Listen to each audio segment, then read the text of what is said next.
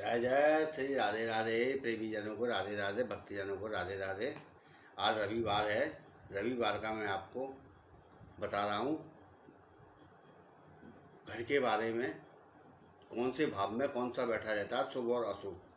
मैं आपको बता रहा हूँ, ये बहुत बढ़िया बात बता रहा हूँ, मगर आप लोग ना मुझे लाइक कर रहे हैं और ना मुझे पसंद कर रहे हैं। ऐसी क्या बात है? कमेंट में लिख के भेजें। कोई बात हो तो मुझे बताएं, मैं उसका सुधार करूं।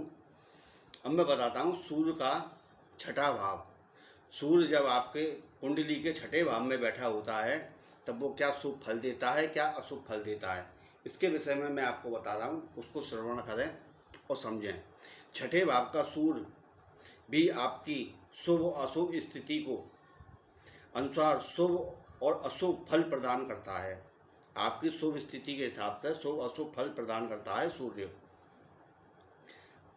हम ऐसे ही शुभ अशुभ फलों का उल्लेख करते आ रहे हैं अब तक जो हमने उल्लेख किया है, ऐसे शुभ और अशुभ फलों का उल्लेख करते हुए आ रहे हैं, फलों का उल्लेख कर रहे हैं। निम्नलिखित है ये सबरा, ये किताब है, उसका मैं बता रहा हूँ और बिल्कुल सटीक बैठता है और बहुत लोगों को फायदा भी होता है। अब बताता हूँ शुभ स्थिति। जन्म कुंडली में छठे भाव में स्थित सूर्य जब शुभ स्थिति में होता है तो वह जातक को निम्न लिखित शुभ फल प्रदान करता है। उसको क्या समझे? ऐसे व्यक्ति की संतानें योग्य होती हैं और उसकी पत्नी भी सुंदर होती है। जिसका भाव छठे भाव का सूर्य छठी कुंडली में बैठा हो, शुभ फल दे रहा हो, उसके विषय में मैं आपको बता रहा हूँ। जातक चरित्रहीन होने पे भी भाग्यशाली रहेगा जब सूर्य बढ़िया होगा। क्या समझे? जातक का स्वभाव क्रोधी होना, किंतु फिर भी वो हर स्थान पर सम्मान प्राप्त करता है। स्वभाव क्रोधी है मगर वो सम्मान प्राप्त करेगा। जातक को जीवन भर राज्य कृपा मिलेगी। राज्य अधिकारी होगा या राज्य अधिकारी उसके परिवार में होंगे तो उसको राज्य की तरफ से उसको शुभ फल मिलते रहेंगे। सूर्य की कृपा रहेगी उसके ऊपर। अब बताता हूँ मैं अशुभ स्थिति। जब सूर्य छठे भाव में अशुभ होता है कुंडली में, जब वो क्या फल देता है।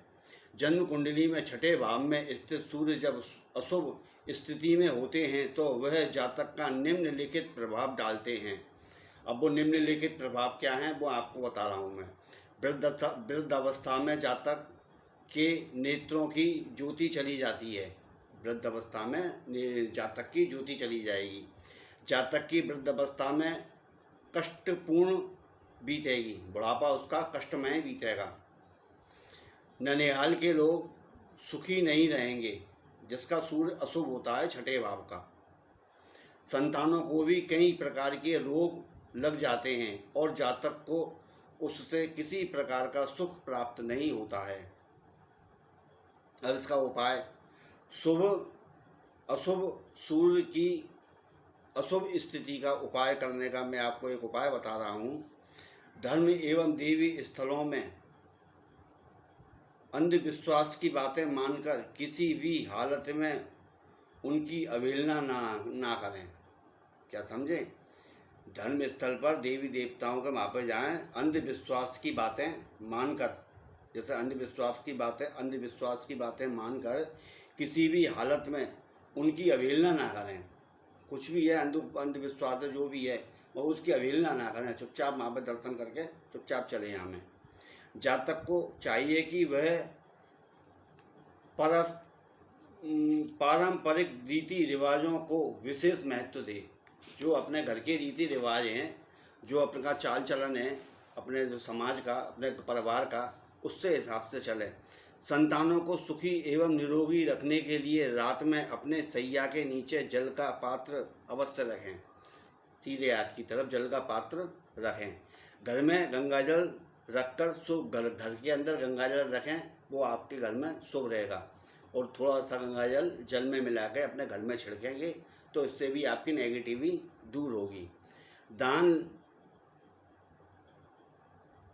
लेना बुरा नहीं है, किंतु धर्म स्थान पर चढ़ाई गई वस्तुओं का ही दान लें। सीधे किसी से दान लेना उचित नहीं है। ये ब्राह्मणों के लिए है। ये अपने पूर्वजों को विशेष आदर सम्मान देना चाहिए और हर प्रकार से उन्हें प्रसन्न रखने का उपाय करना चाहिए। ये आवश्यक है, क्योंकि पितृ खुश, सूर्य खुश, सब खुश, और सूर्य बिगड़ा तो सब कुछ बिगड़ा।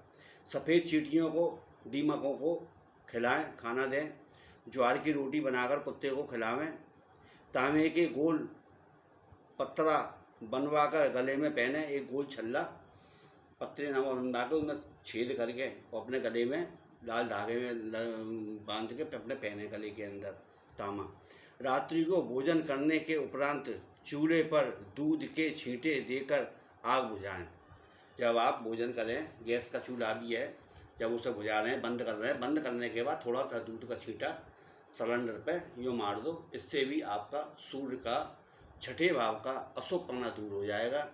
जो मैं आपको बता रहा हूँ, ये मैं हकीकत बात बता रहा हूँ, कोई मन गढ़ंत कोई चीज़ नहीं बता रहा, ये ग्रंथ की ही बात बता रहा हूँ, जो शुभ और अशुभ 9 ग्रहों में होते हैं, 9 ग्रह की किताब में। अब आपकी मर्जी है, मानो चाहे ना मानो, मगर कम से कम लाइक और सब्सक्राइब तो कर दो। जय श्री राधे राधे। आज के आनंद की जय हो। बोलो सनातन धर्म की जय हो, जय हो, जय हो।